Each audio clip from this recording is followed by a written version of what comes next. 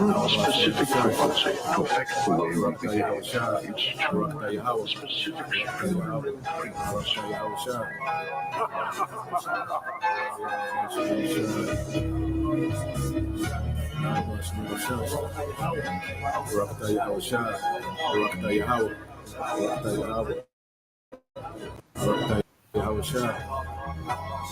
So a typical morning in the kingdom, the first coming to America. Akeem, he was in the kingdom of heaven. So that's how we're gonna be. We're gonna be able to communicate with the animals. And you other nations, number one on the list is gonna be you Edomites, you're gonna be out in the field, getting your ass worked, working your ass off.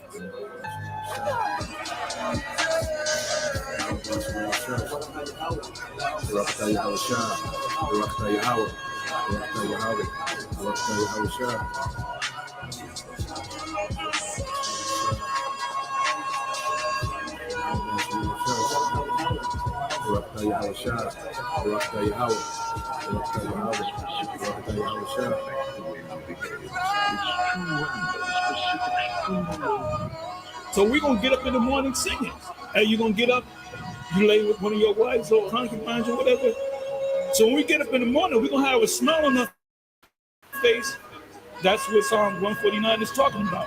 When we get up in the morning, we're gonna be singing and dancing.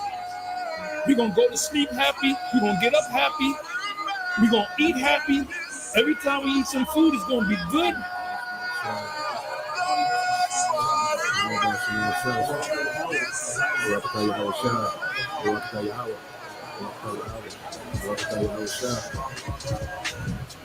Therefore the redeemed of the Lord shall return and come with singing unto Zion, and everlasting joy shall be upon their head. They shall obtain gladness and joy, and sorrow and mourning shall flee away.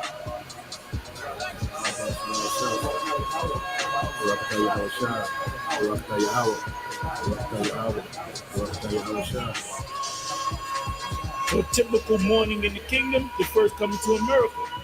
Akeem, he was in the kingdom of heaven. So that's how we're gonna be. We're gonna be able to communicate with the animals. And you other nations, number one on the list is gonna be you Edomites, you're gonna be out in the field, getting your ass worked, working your ass off. Faster! Faster!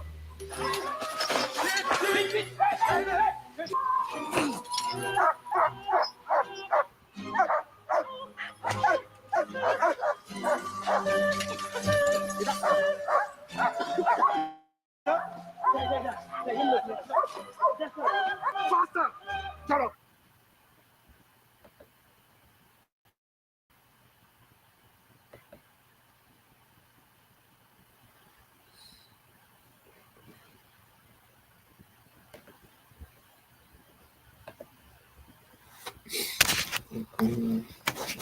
All right, Shalom.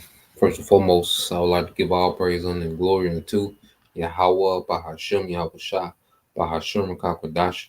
Double honors unto the apostles and the elders of GMS who rule well, teach well, being great examples to his younger brothers.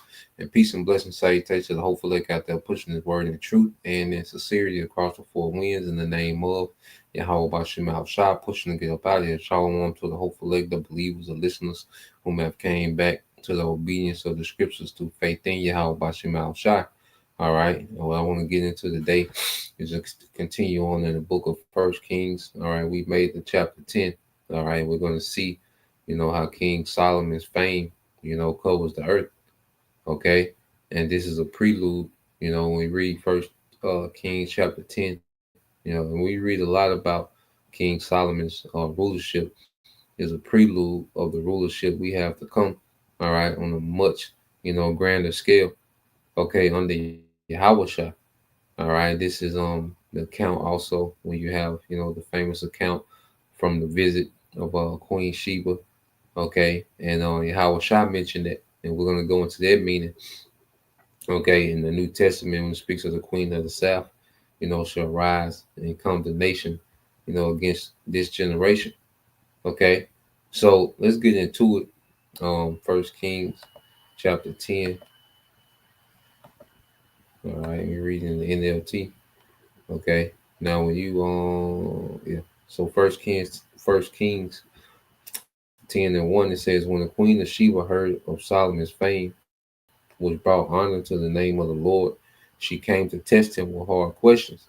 Okay, so she traveled, just to be able to dialogue with King Solomon.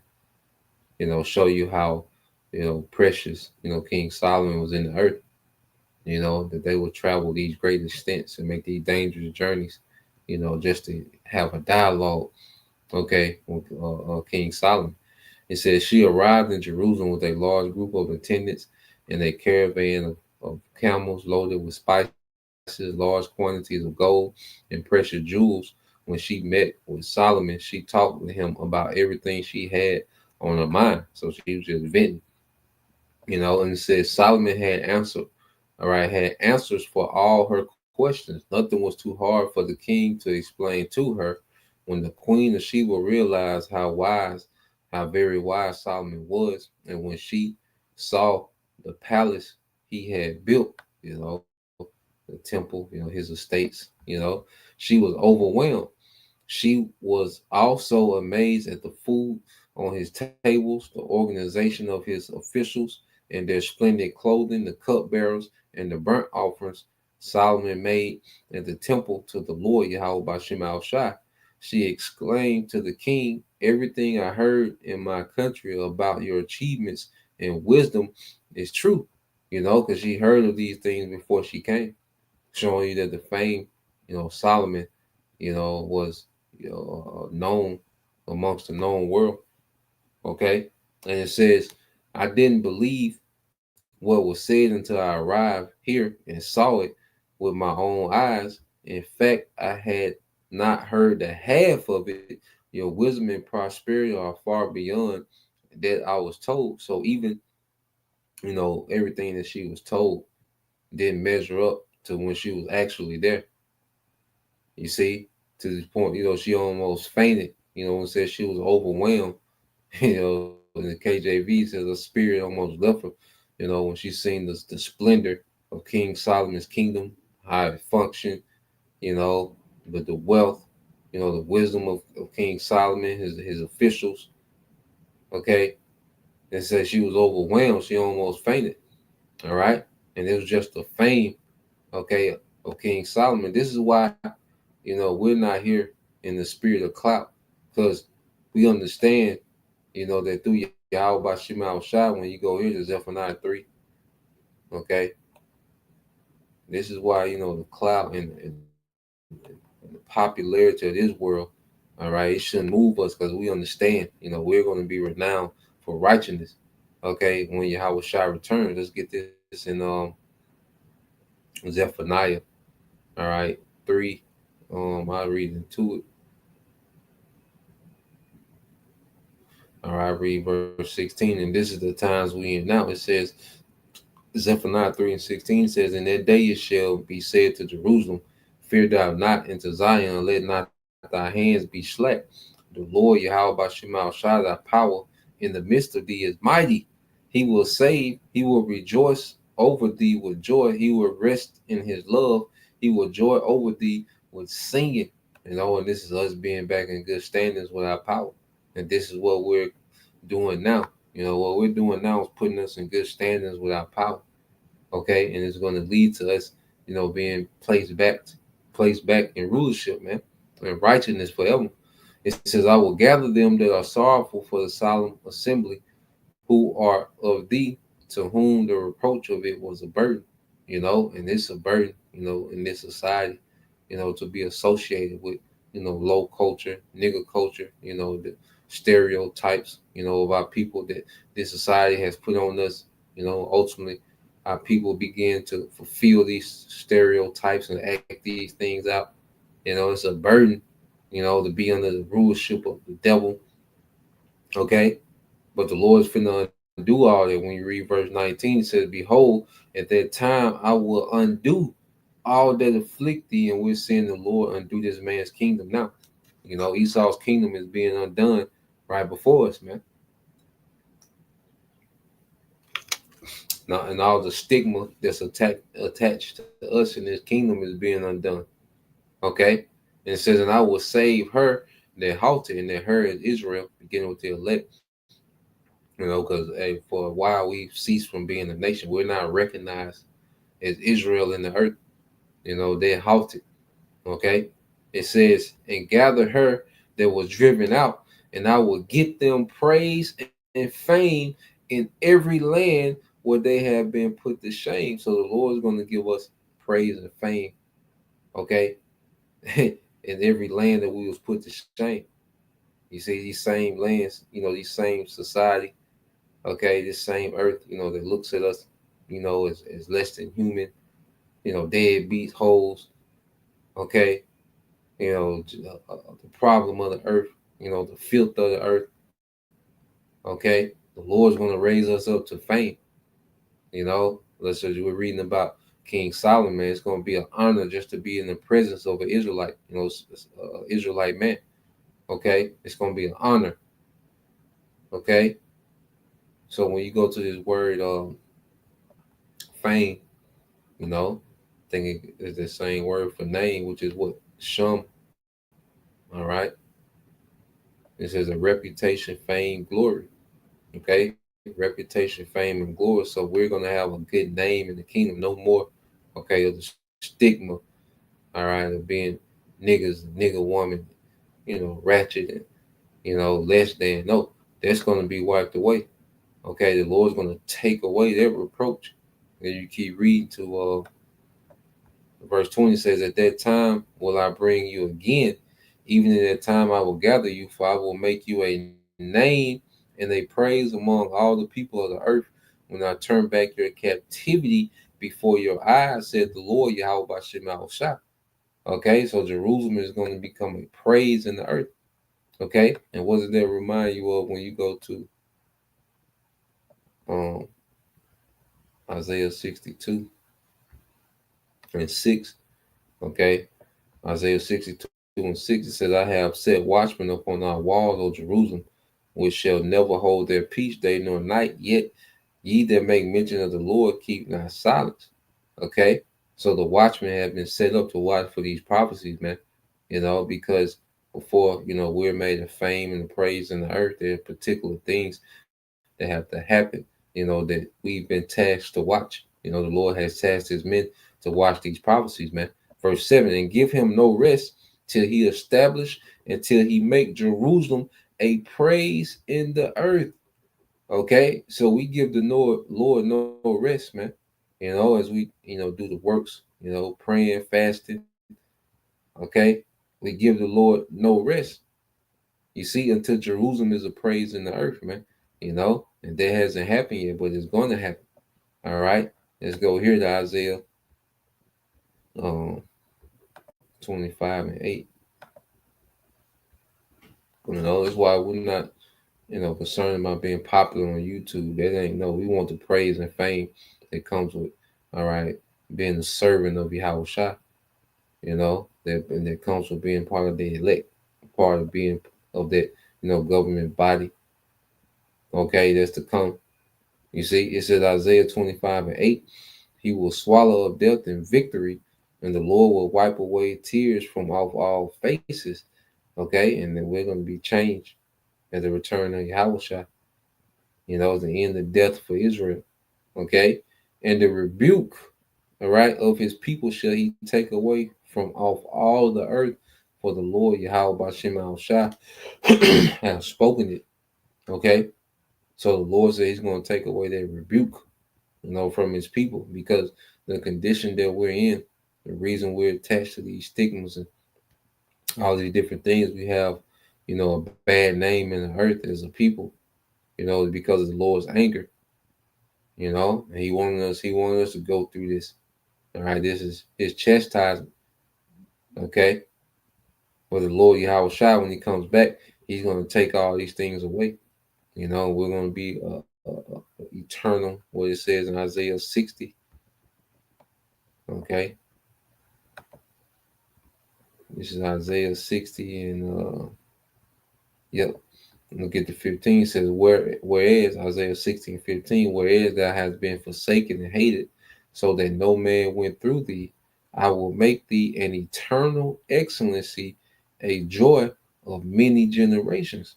Okay, So we was forsaken and hated on this side, okay? But in the kingdom, we're going to be in eternal excellency. Let's get this word excellency. See what it gives us, man. Okay. And what our people have become, they are forsaken and hated. You know, even we hate to be around what our people have become now. Okay. Let's go to the word excellency. But all that's going to be done away with. The elect going to be changed. 2/3 are going to be deleted and born, into their right mind. All right. And the word excellency in the Hebrew is gahan. All right, gahan. Okay. It says exaltation and majesty. Okay. And it says excellence, majesty, which I think I had looked up the word majesty. Let me see. Looked it up in a while. Um,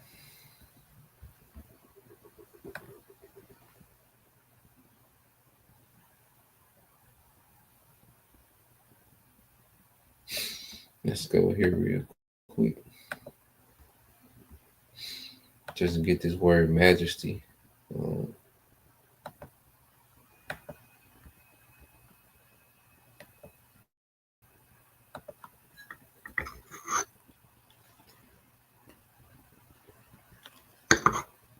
oh, I meant to pull this up and get some of them synonyms to go with it too.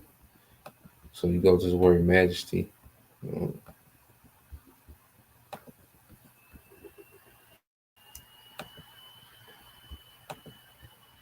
it said majesty. It says impressive stateliness, dignity, or beauty. Okay. And remember, we're going to be changed. We're going to be gods in the earth, kings and priests. Gods in the earth. Immortals in the earth, man. You know. So imagine the fame that comes with just being an immortal. Okay, the splendor, as it says here. You go to some of the synonyms. Said dignity, magnificence, okay, grandeur, splendor, awesomeness, awe, okay, royalty, nobility. You see, it goes into royal power, authority, power, supremacy, because the earth is going to be under, all right, Israelite supremacy forever.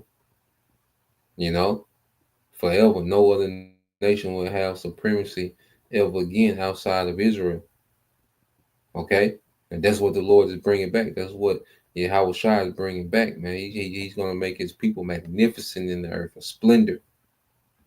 Okay, you're going to be in awe. The heathen are going to be in awe, if they're in the presence of an Israelite, man. Okay, so to see, immortals, real time. You see, so going back, um,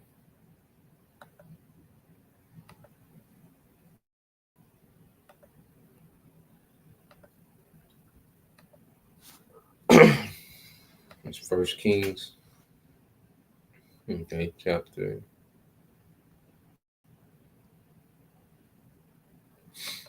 10 again.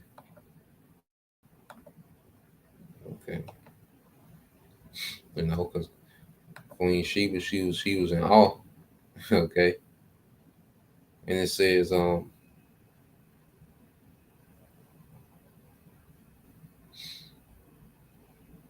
I start back at verse 7, 1 Kings 10:7.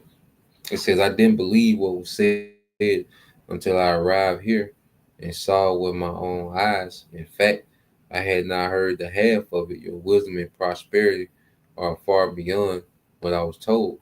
How happy your people must be. What a privilege for your officials to stand here day after day listening to your wisdom. And remember this, what she said. How happy your people must be.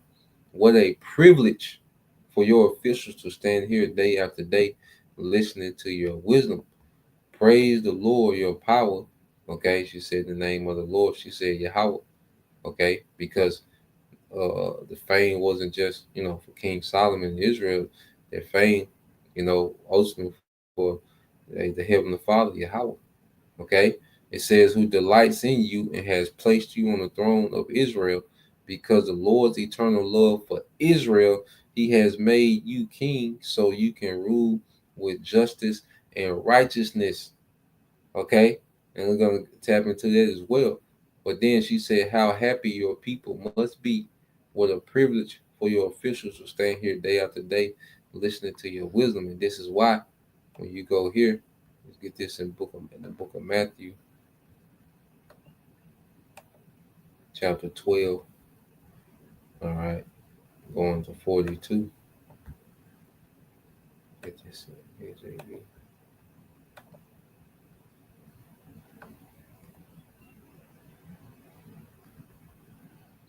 All right, Matthew 12 and 42 says, "The queen of the south shall rise up in judgment with this generation and shall condemn it. For she came from the uttermost parts of the earth to hear the wisdom of Solomon, and behold, a greater than Solomon is here." And I know I used to read this and I didn't understand it. But now when you go into it, because he explains why. All right. So it said, "The queen of the south shall rise up in judgment with this generation." All right. Speaking of the generation, all right, that he was in. Okay. And it says, "And shall condemn it." Okay. So what does that mean? Is Queen Sheba, was she gonna be resurrected in this time and condemn that generation? No. What she did condemns, all right, Jake, for not listening to Yahushua. Okay? Because remember, she said what privilege it is for your officials to hear this wisdom day after day, to be around you. Okay? But you had during the time of Yahushua, all right, Jake was trying to argue with him. Here it is. They had the privilege to be around Yahushua, you know, get the mysteries and the parables and the breakdowns, okay, of ancient wisdom, but they spend most of their time, all right, scoffing, naysaying, all right. So Yahushua is like, what Queen Sheba did condemns you, okay. It says, "For she came from the uttermost parts of the earth to hear the wisdom of Solomon, and behold, a greater than Solomon is here." So here it is, you have Yahushua, okay, which that's if you can receive it, was King Solomon. Well, but Yahushua, all right, was Solomon perfected, King Solomon perfected.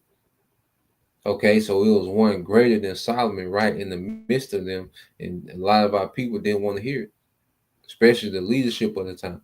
So what Queen Sheba did by taking their journey, it condemned them. Okay, when you go to, matter of fact, when you go to how long, their journey was. Okay, let's go into it.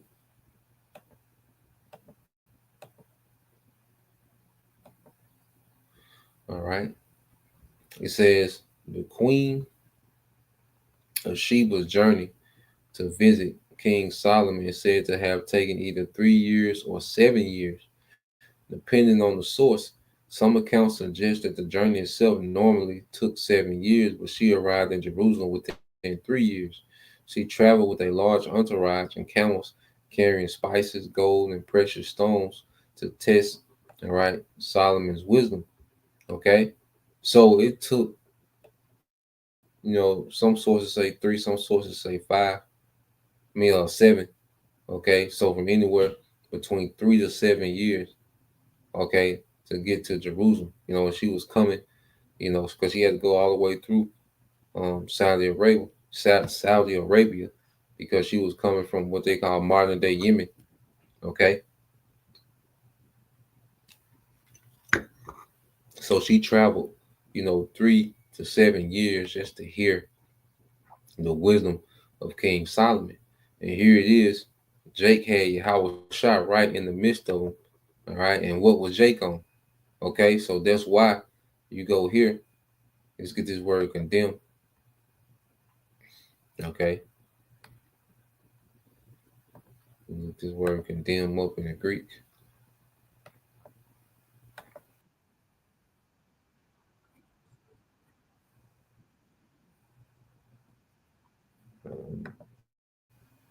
Go back to it.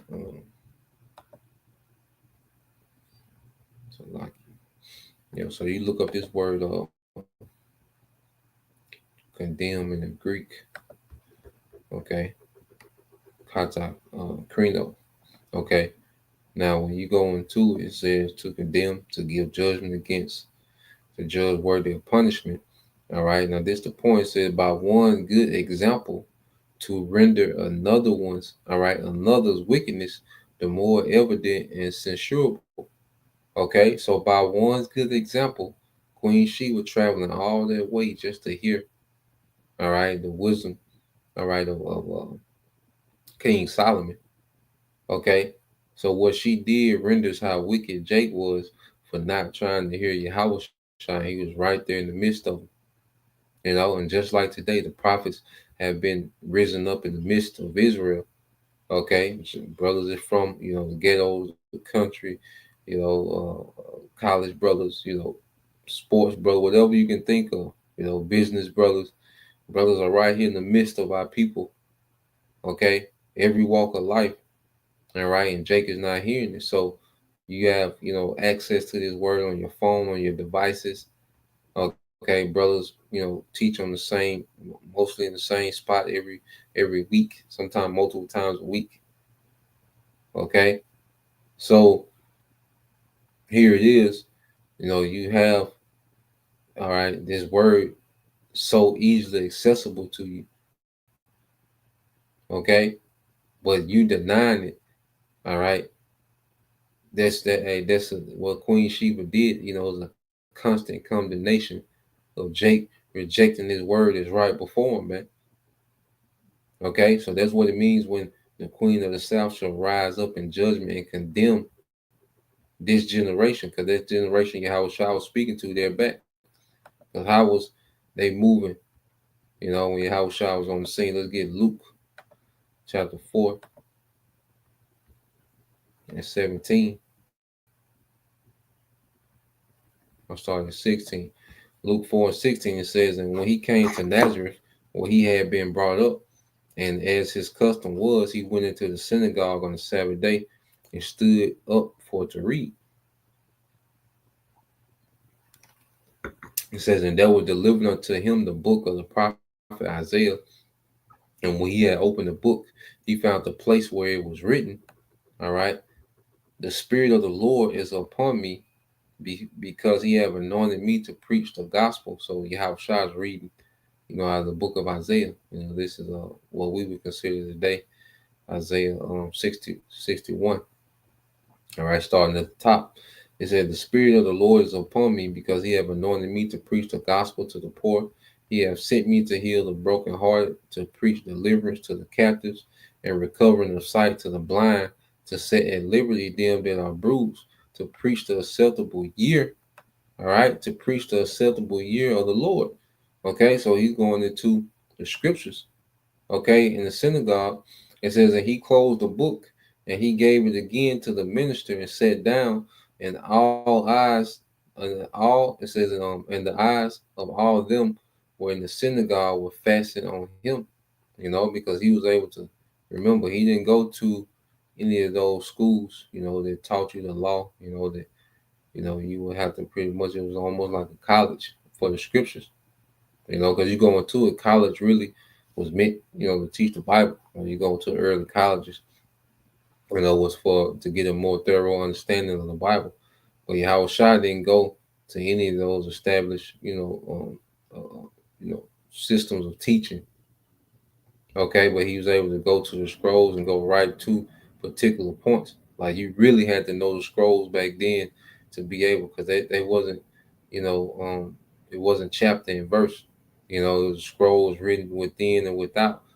All right, so you had a bunch of writing on the front, a bunch of writing on the back, but for him to be able to go straight to their scroll and read, okay, they was amazed. It said the Spirit of the Lord, my bad, I read that already. It says, and he closed the book and he gave it again to the minister and sat down.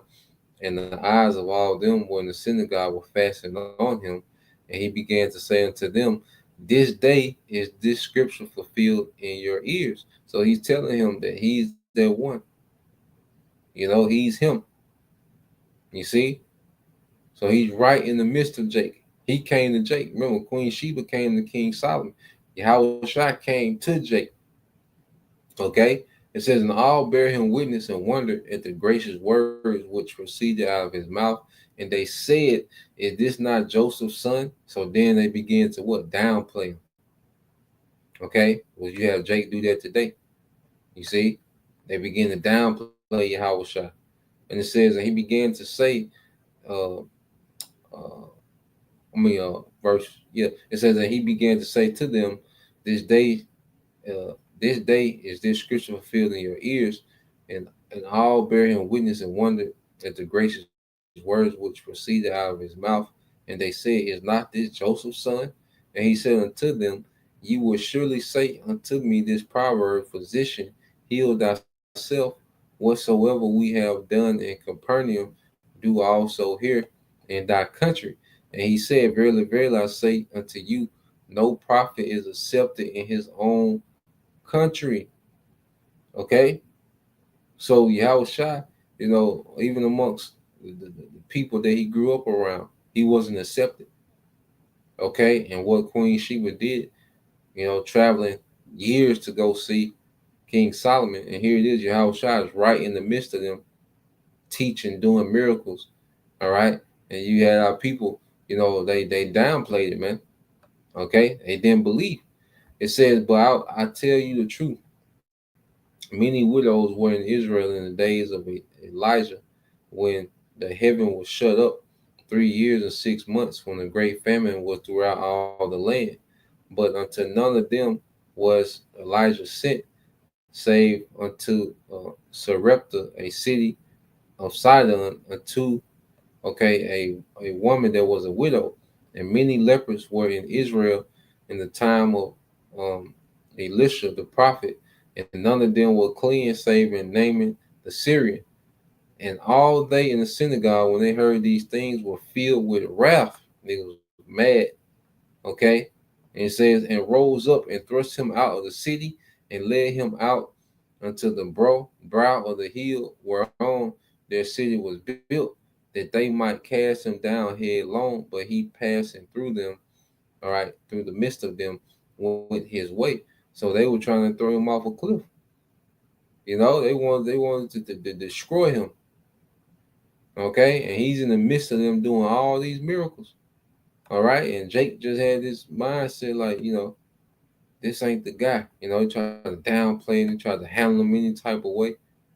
Okay, but like I say, Queen Sheba, she, traveled, years, and she came bearing gifts. Okay, you see, and it says, this is John 10 and 22, and it says, and it was at Jerusalem, the feast of dedication, and it was winter, and Yahushua walked in the temple in Solomon's porch. Then came the Jews round about him and said unto him, how long dost thou make us to doubt? If thou be the anointed, tell us plainly. Okay, so these Jews, it's around Yahushua, like, look, you keep making us doubt. If thou be Hamashiach, tell us plainly. So Yahushua answered, I told you, and you believe not. Like, nigga, I'm telling you. I'm telling y'all who I am. It says, not the works that I do. It says, the works that I do in my Father's name, they bear witness of me. But ye believe not, because you are not of my sheep, as I said unto you. Okay? So Yahushua was like, look, I've told you, and you've seen the miracles. What else can I tell you? Okay? But it wasn't meant for them to get it. That's why he goes into his sheep, hear his voice, and follow him. Okay? So if you're not of the sheep, you're not going to be able to receive. Okay? And you're going to be condemned. Okay? For not receiving.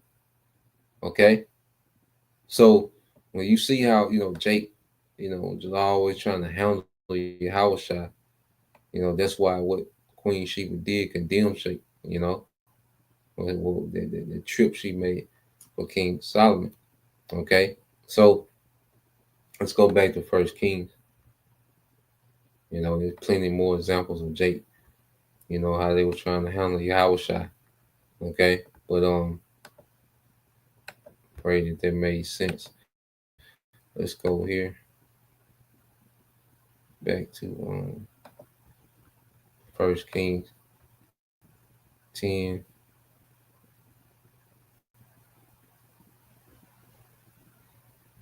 All right, in 10, it said, Then she gave the king a gift of 9,000 pounds of gold.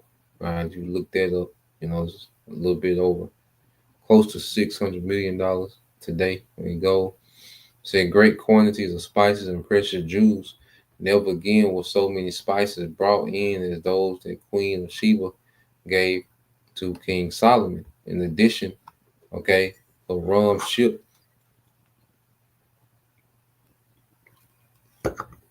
It says, in addition, Haran's ship brought gold from Ophir, and they also brought rich cargoes of red sandalwood and precious jewels. The king used the sandalwood to make railings for the temple of the Lord and the royal place, to construct lyres and harps for the musician. Never before or since has there been such a supply of sandalwood. King Solomon gave the Queen of Sheba whatever she asked for, besides all the customary gifts he had so generously given. Then she and all her attendants returned to their own land. It says every year Solomon received about 25 tons of gold, which that's 50,000, pounds of gold, you know. So if you have 9,000, being close to 600 million. So you got times 5. So that's 2 billion, 2 billion. Yeah, right at close to 3 billion a year. A little bit over 3 billion a year in gold. That will just tribute to him. It says this does not include the additional revenues he received from merchants and traders, all the kings of Arabia, and the governors of the land. So they will just, their gold was just tribute gold. Okay. But then you had all other businesses that were going on. So you really couldn't calculate, King Solomon's net worth. Okay. And that's how it's going to be in the kingdom. We just going to have abundance. Okay. It says King Solomon made 200 large shields of hammered gold, each weighing more than 15 pounds.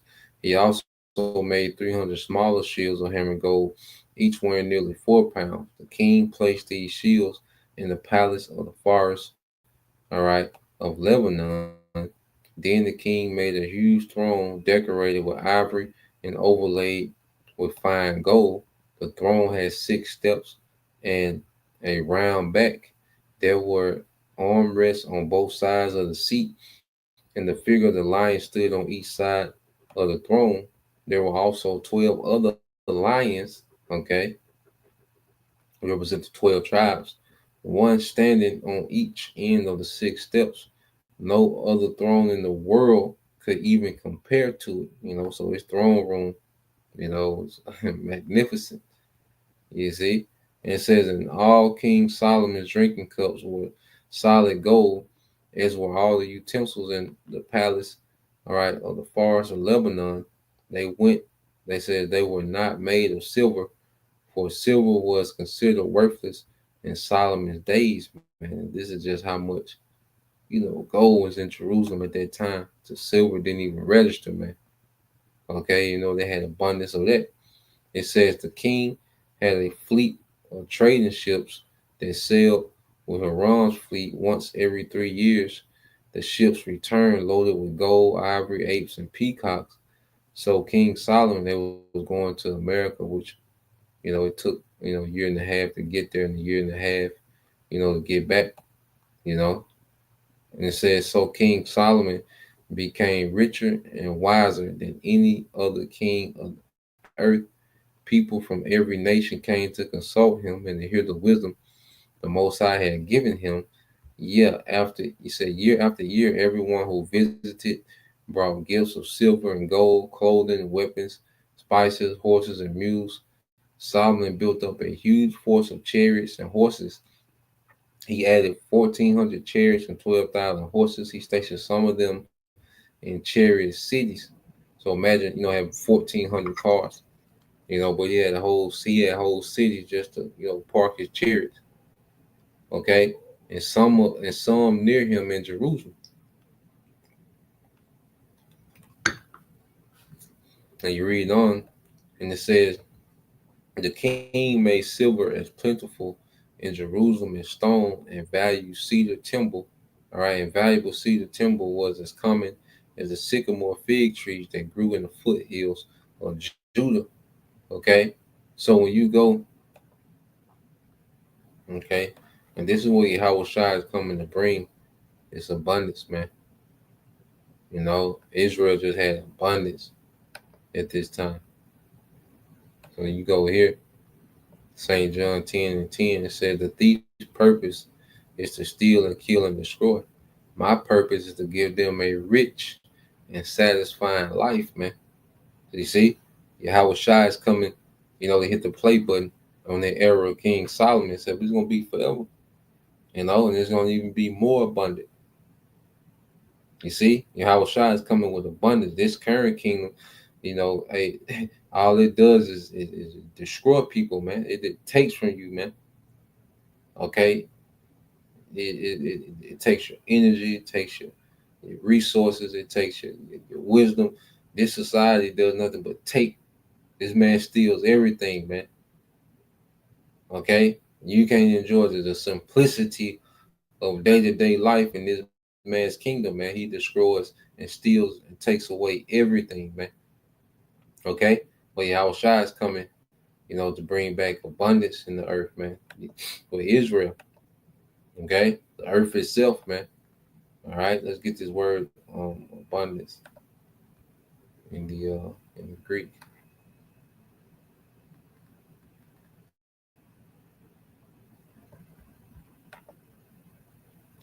All right. Strong's G 4053. Perisas. Perisas. All right. In the Greek, it says exceeding some number of measure, okay, or rank or need, exceeding abundantly supreme, all right, over and above, more than is necessary, super added, superior, extraordinary, surpassing, uncommon, man. Preeminent, superiority, superiority, advantage, more eminent, more remarkable, more excellent. This is what Yahweh Shai is bringing, man. Okay, this is what Yahweh Shai is bringing to his people. Preeminence among the heathen. To be immortal, that's uncommon. Okay, the type of wealth we're gonna have is uncommon. Okay, it's gonna supersede anything that's ever been seen. Okay, so you go here, go back to 1 Kings.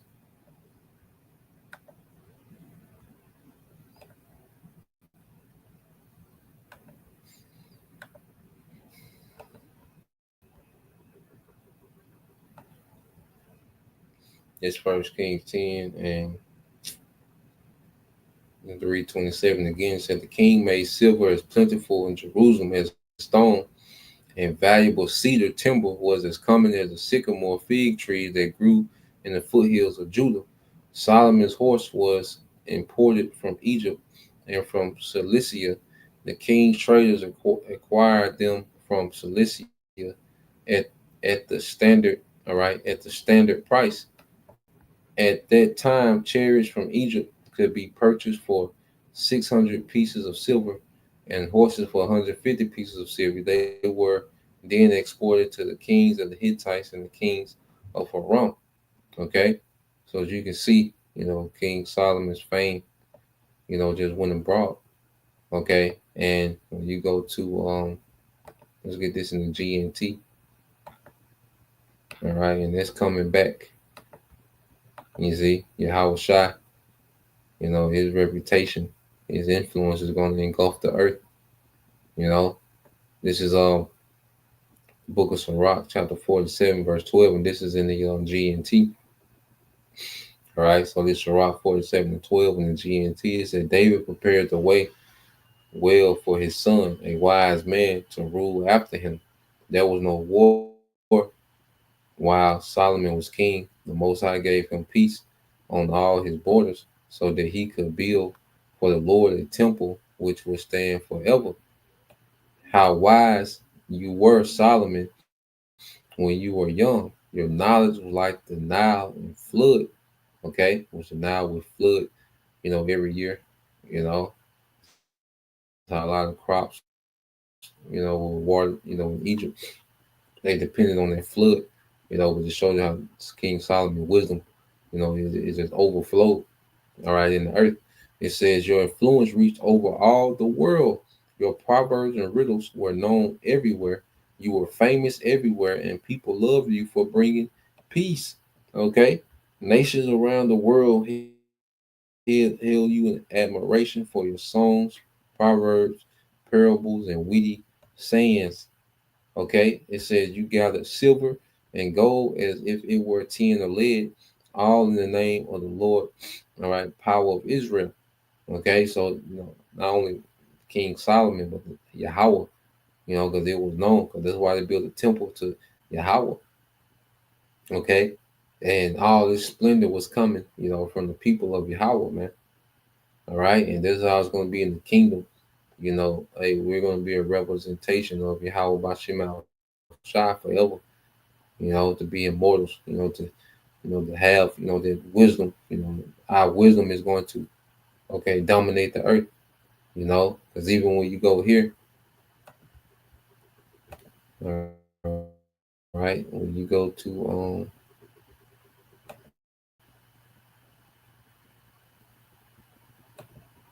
let's get a couple more.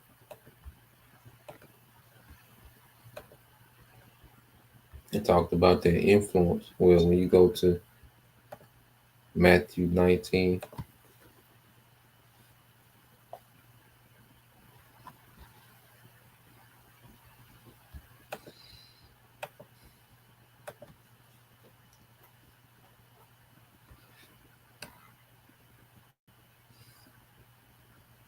this is Matthew 19 and 30 says, but many that are first shall be last, and the last shall be first. All right, and we always get this word first. Okay, because right now we're last, the Israelite man, the Israelites in general, but especially the Israelite man, is dead last, in this system. Okay, once you got the word protos, like 4413, all right, 144, So you go to the word protos, and it means what? First in time or place in any succession of things or persons, first in rank, influence, or honor.